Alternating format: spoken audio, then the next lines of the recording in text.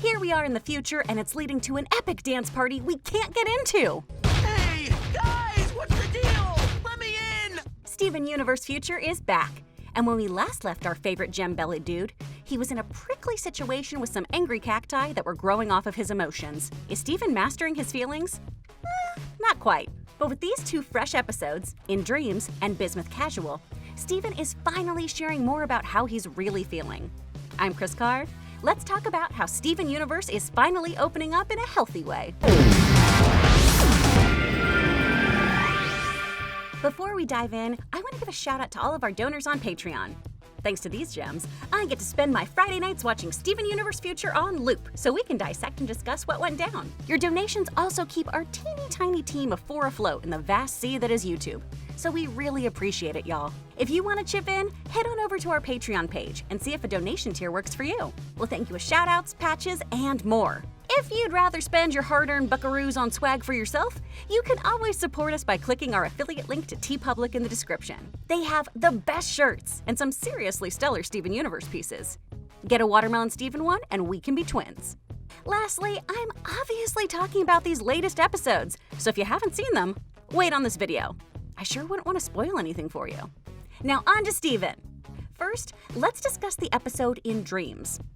We open with Steven off to go to what looks like a rager of a party.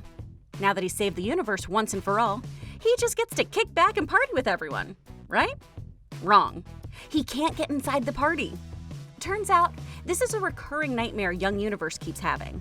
But he shakes it off because he's got big plans for the day with one of my favorite gems, Peridot. Not only are we getting a huge heaping of her in this episode, we're also seeing the epic return of Camp Pining Hearts. Sure, it's a reboot, but it's the show that brought our green little gal and Steven together. Camp Pining Hearts has always been a loosely veiled reference to Degrassi, what with the characters carrying maple syrup and eating poutine and all the teen drama. So the Camp Pining Hearts, which lasted at least 5 seasons, getting a reboot in the series, is just like what we got with Degrassi The Next Generation.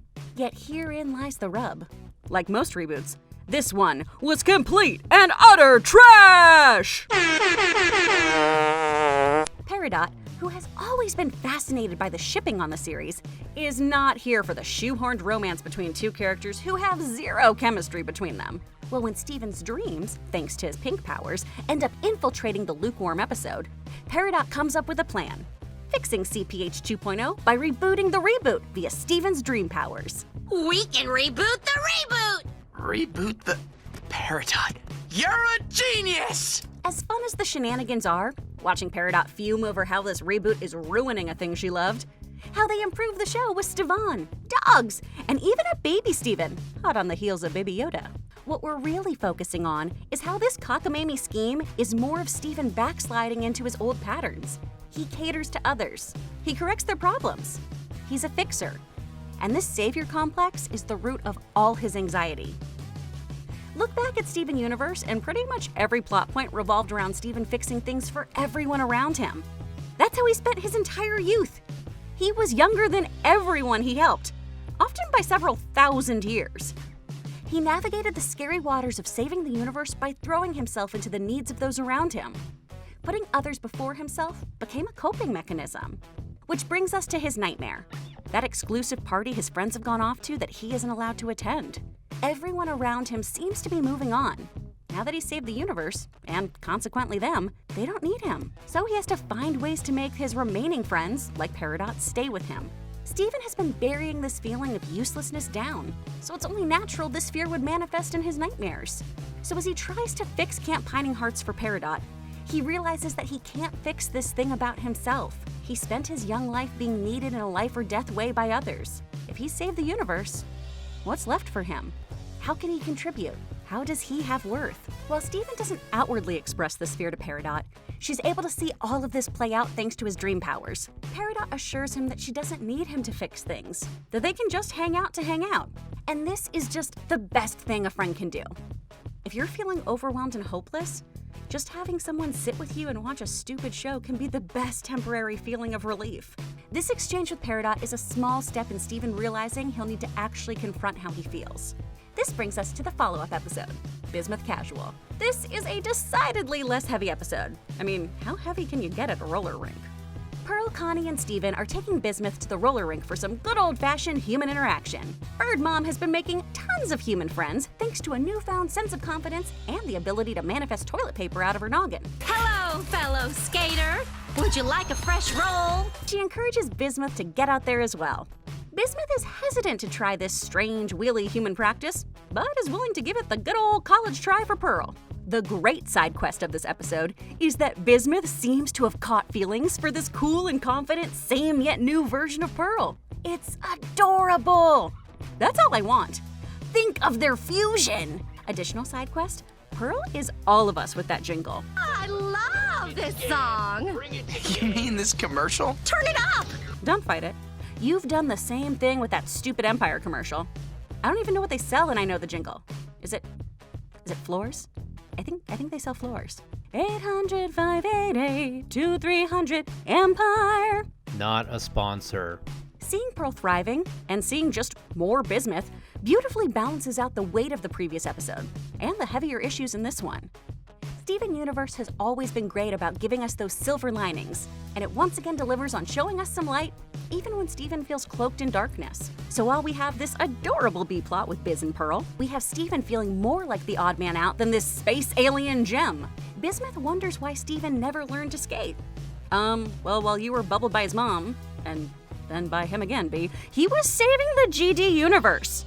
There's no skating in space savioring. Steven is excited to reconnect with Connie and wants to make sure she has fun.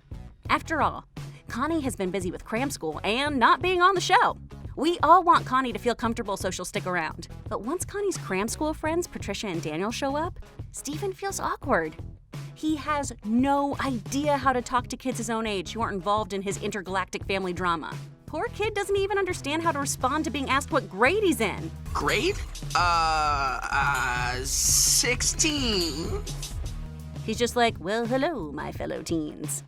Steven is so worried about stressing out Connie and not being a fun friend that he gets off the rink and tells her to go have fun with her other friends. So in Dreams, Steven is terrified that people won't want to spend time with him if he can't provide them with aid. And in Bismuth Casual, Steven reveals his fear that people won't want to spend time with him if he needs anything from them. Steven feels like a burden on his friends, and it causes him to shut down. He can't ask Connie for help skating.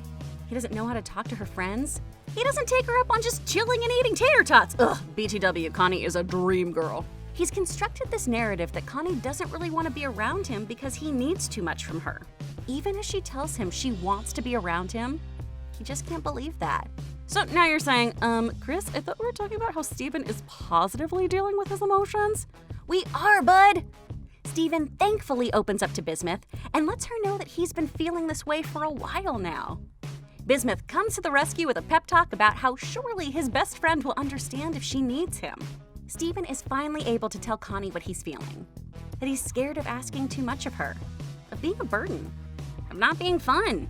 These past 12 episodes, Steven has been terrified that his friends will abandon him if he asks for help. And Connie, as well as Bismuth, proved that that is 100% not going to be the case. Connie literally reconnects with Steven by forming Stevani, helping Steven feel comfortable in an environment that was making him uncomfortable. Together, they can skate well. They can be confident. They can be together. This is what's so important about the narrative that's shaping in Steven Universe future. Trauma can manifest in small ways that ultimately consume you. It's a death by 1,000 cuts sort of situation. Steven's trauma has caused him to find coping mechanisms, to isolate himself, to keep his overwhelming feelings of sadness and loneliness to himself. Steven's people-pleasing, overextension, you're gonna love me mentality sent him to a breaking point. And by being open and honest with his loved ones, he'll be able to fight it.